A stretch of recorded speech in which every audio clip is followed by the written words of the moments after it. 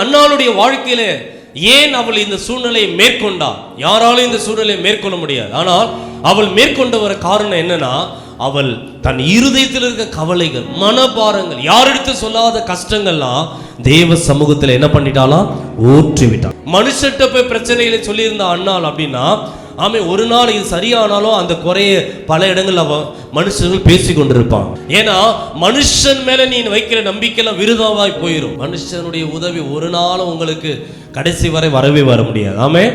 ஆனா தேவனுடைய உதவி உங்களுக்கு பரத்திலிருந்து எப்பொழுது வரும்? அல்லேலூயா.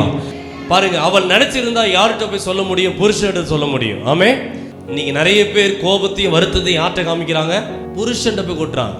பாருங்க, அன்னாள் தன்னுடைய வாழ்க்கையில் இருந்த அந்த வருத்தத்தை எல்லாம், யாரு மேல அந்த உணர்ச்சி எல்லாம் கொட்டினா, தன் இருதயத்தை தேவ சமூகத்தில் ஊற்றினா. கரங்களை உயர்த்தி ஒரு அல்லேலூயா சொல்ல முடியும். நீ தேவ சமூகத்தில் உன் இருதயத்தை ஊற்ற பழகு, கர்த்தர் உனக்கு பதிலை தருவார்.